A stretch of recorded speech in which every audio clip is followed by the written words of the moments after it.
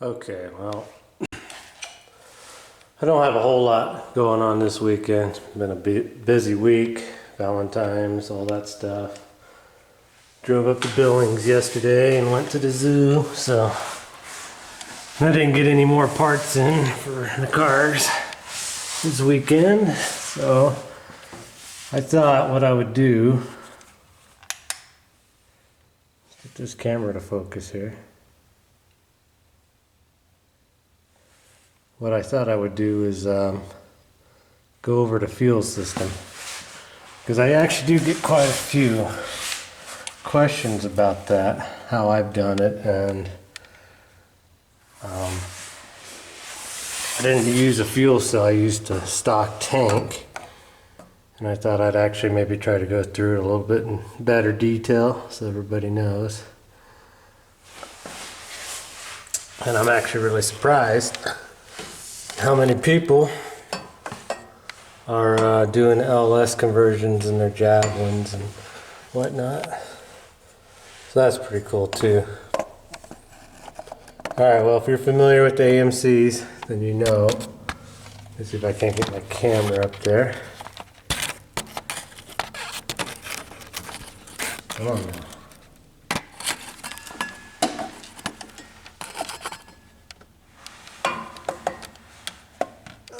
Let's see here.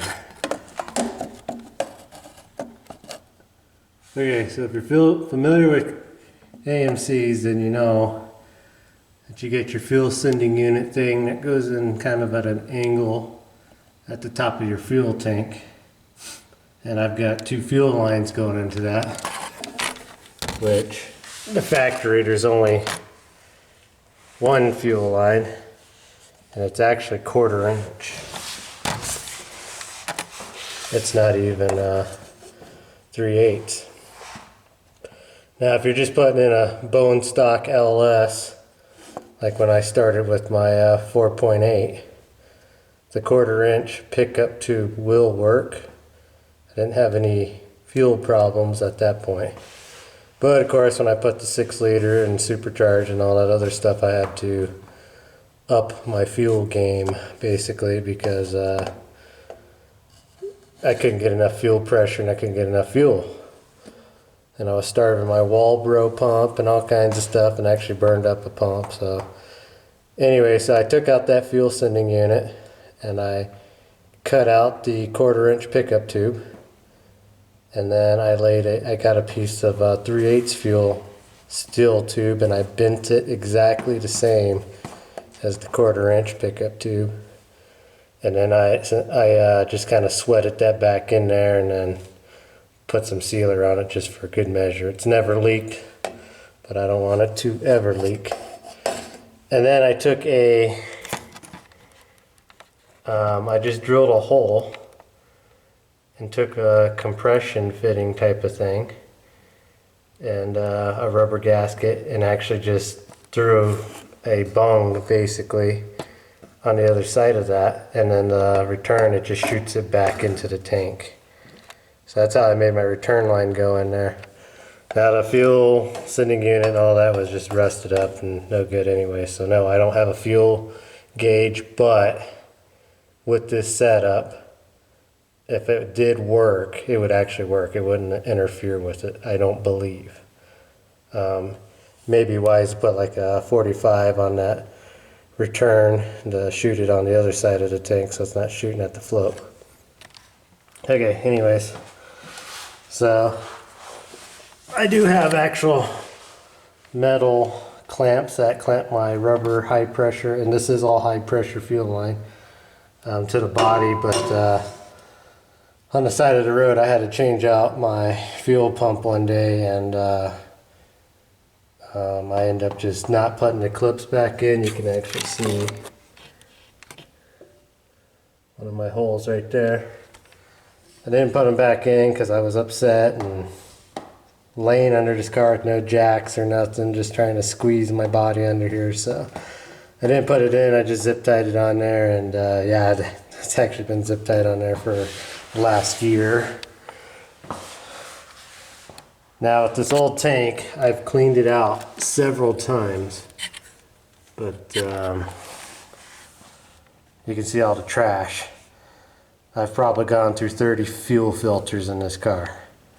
Now this fuel filter currently in here has actually been on here for the last, well, it's actually the same fuel filter I ran through Bonneville, and then I've put another maybe 100 miles on it. So my tank is almost cleaned. And yeah, you can do all kinds of stuff. You can put some acid and a bunch of different things, but you know, when I took the tank out, it's really not dirty. It just got that old varnish on the top part of the tank, I guess where the gas evaporated into it. And since now I put full tanks of gas in this, it just works its way off. But I rarely have any kind of whine noise with this Walbro, and if it does start making any kind of noise, that's my indication that my fuel filter is starting to plug up. I've been running this same Walbro for a year now. Like I said, I ruined a Walbro pump. My original Walbro pump on my 4.8, when I put the 6-liter and supercharger on here, I ended up ruining my pump because it would starve for fuel because it couldn't keep up with the fuel demand. So anyways, ran that 3/8 pickup tube in the tank, and I've never had another fuel starvation. This goofy red wire coming out of here, that's actually my fuel shut-off wire, which I need to do a better job at doing stuff with it. And then I just got me some short little pieces of fuel line to go from my fuel filter to the Walbro. And then I got a steel 3/8 line going, and they're all with rubber isolated little holder things into the floor. Now the original pickup tube, the 1/4-inch style one, it was actually messed up and pinched off up there, or up in here, and I actually utilized it as my return line all the way up. It's all factory all the way up to the gas tank, and I used the 1/4-inch as my return line. I actually cut it off where it was smashed and messed up here, and that's where I attached my 1/4-inch, or my return line. Now there's the rest of the factory fuel line from here on out, and it's actually still on the car.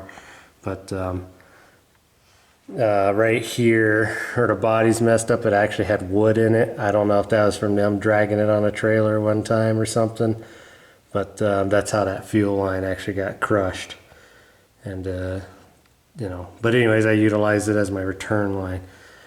And my fuel pump, oh actually, I was trying to remember why I had this. So I used to do the Corvette returnless 50 psi regulated fuel filter, which I do not recommend you doing that. That's what this loop is here for. It used to come right here, and then the fuel filter was, the Corvette fuel filter was bolted in there, and then my return would start here and whatever, you know, and all that good fun stuff. But I had to remove that because that just, I'll explain more about it, but I don't recommend you do that. It will work in a pinch, but I wouldn't do it. And then, so my fuel lines, which this one here is steel braided because it's a rubber fuel line all the way down. I don't have a steel line all the way down, so I put this kind of steel mesh protected on it just to keep it from rubbing on stuff. And my steel fuel line's there, and it just pretty much goes right up the firewall up to the fuel regulator. And at one point I think I even put, yeah, I put some of that braided stuff on it too, just to make everything happy. So so my fuel system's pretty simple, nothing real fancy about it. And then the last thing I'll do real quick while I'm under here is my 3-inch exhaust. A lot of people question me on, you know, how I have it out, not doing the side pipes and all that stuff. I'm just going under the axle and under the sway bar, and I've got about 1 inch of clearance. But I haven't had any problems with it hitting the exhaust or banging or rattling or making any kind of weird noises. So you know, I think it's fine. And I just kind of made my fittings around and over to there. I don't have an exhaust bender, so I had to do everything with just fittings I bought. And those 3-inch 45s and 90s and stuff, man, those are expensive. They're $20 a pop, I think. But, alright, well anyways, let me, that's my fuel system, and I was going to kind of draw it out too for you, so hang on a second. Okay, so I'll do this crude little drawing for you. See if we can explain this step from step. So my original fuel system was for my 4.8 LS, and it was just a stock engine, no cams, no nothing. Basically, the fuel tank was there, the factory 1/4-inch pickup, and then just the return line was right here. So it went kind of under the car, a little bit further away than what I've currently got. I had the same type of fuel filter, 3/8. It went to the Walbro 392 fuel pump, and then it came and it went into a 2002 Corvette fuel filter, which those are 50 psi regulated. So it actually goes in, there's an inlet and then there's an outlet, and then you have your feet on the other side. Well, I was so lazy and just so against putting in a simple bolt-in $15 fuel pressure regulator that I was like, well, I'll do the Corvette. These fuel filters are like 40 bucks a piece. They're expensive. I've had one fail to where I was having like 80 psi go through the engine, and somehow it didn't ruin the factory fuel injectors, but and then I've had problems with them. I went through 3 of them in just 6 months, and I do not recommend them. No, I mean, if you're just trying to get it started just to see if it'll run and you want to spend 40 bucks, they'll work, but I don't recommend them. Anyways, they have their own return that just comes right off of them, and then that went right back into the tank. So if it wasn't for that fuel filter, other than that fuel filter having problems, it ran to 4.8 perfect. I didn't have any fuel problems as long as that fuel filter was working fine, but most time it wasn't. But I ran with that for a while, and then I put the 6-liter in without the supercharger, just the 6-liter with the truck intake, and I started having really bad fuel problems. I couldn't get enough fuel and just had a lot of problems with that. So then I bought a $15 eBay special. It came with all kinds of fittings and stuff, and I've never had a problem with this. It adjusts accordingly. I can adjust it up to 100 psi or something on there. Works perfect. It has a return line on it, you know, everything's right there. Invested in that, had no more problems with my fuel. However, I did have problems with getting enough volume of fuel. So these Walbro fuel pumps, a lot of people say that they whine and this and that. The only time my fuel pump would ever whine is if my fuel filter was clogging up, or the engine was demanding more fuel than what it was pulling, and so it would start running dry on fuel, and it would start making a high-pitched whine sound. So, you know, that's how I figured out right away I wasn't getting enough fuel. I couldn't keep enough fuel demand to the 6-liter, and I don't know if it had a little bit bigger injectors. I don't know. I just know I had problems with it. So to fix that, which I already got rid of the Corvette fuel filter and went to a fuel regulator. As I told you under the car there, I went to a 3/8 pickup tube, which kind of looks like a little bent L looking S thing. And then I moved all my fuel stuff back further, that way to keep the fuel pump and everything below the gas tank. And then I went to my fuel filter, fuel pump, and then I came up here to to my pressure regulator, and then it has a return line on it that you can use or you don't have to use. It's up to you, but I use it. And then I return that back, and that's all 1/4 inch, and this is all 3/8. And then that goes to the engine. Now we got to keep in mind that this is for a returnless style. So that 4.8, that original engine was a 2007 Chevy van motor, and it was returnless. So if you have a, I guess a later engine or earlier engine, you would have you'd basically have a fuel rail, 2 fuel rails, and you'd have an inlet and a return, and your pressure fuel regulator would be built in onto your fuel rail and all that stuff. If you have all that, then you can skip this whole fuel regulator and that. I mean, you can skip all that, but I didn't have it. The supercharger's fuel injection setup doesn't have it. On that, you have to run a fuel pressure regulator. So it didn't matter after I put that on there. I still had to do all that. So anyways, this is all on a returnless system. So in a nutshell, you got your fuel tank, you need a fuel filter, and preferably all this to be below the fuel tank, but you know, if you can, I guess. You need a high pressure fuel pump of some sort. They need a minimum of 50, 55, I think, to run right. And you need a fuel regulator, or unless you're running a return style intake, then that doesn't matter, but you know, you have your inlet and you have to have an outlet. So no matter what, you're gonna have to modify your tank to have a return, a feed and a return. So whether you do the stock tank, you do a fuel cell, whatever. Like I said, I'm trying to keep this car preserved for if something happens to me or whatever, somebody can restore this car, because you know, everybody says it should be restored and preserved, but you know, good luck finding a windshield wiper arm or something. Good luck finding the interior for this car, I guess.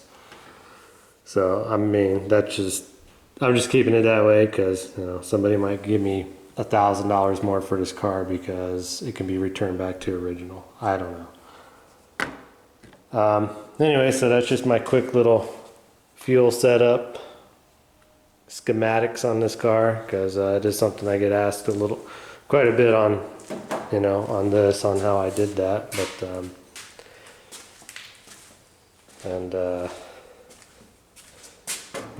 you still have to fold down the license plate and to get to the gas cap on it. So I guess with the Franken hood all finished up on there, when I get that done, anybody that doesn't know this car, they probably won't know that it's not a AMC engine.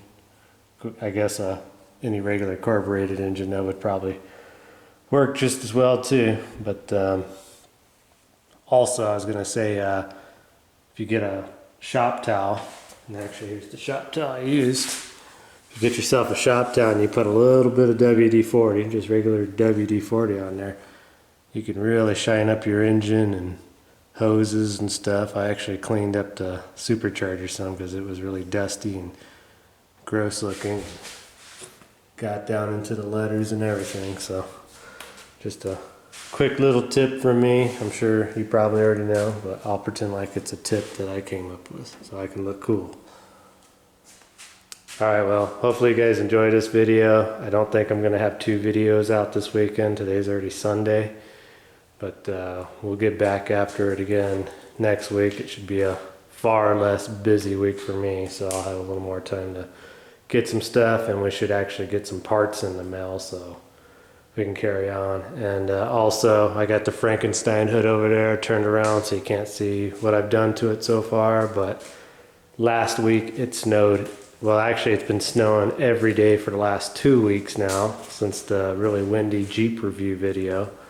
And it's been really cold, so I haven't been able to do any fiberglassing, any Bondo or anything on that hood because it's too cold and it's too expensive to run that puny little heater to even keep it 50 degrees in here. So gonna have to kind of take a break on that hood for a little while and wait for the weather to start warming up before I can continue on to it. But I'm probably gonna maybe look at getting a roll bar built for it and get some other things going for it, and a little bit of wiring left. And part of the parts I ordered is I'm actually going to upgrade these brakes with a brake kit that you can buy online, and it's supposed to be the cat's meow.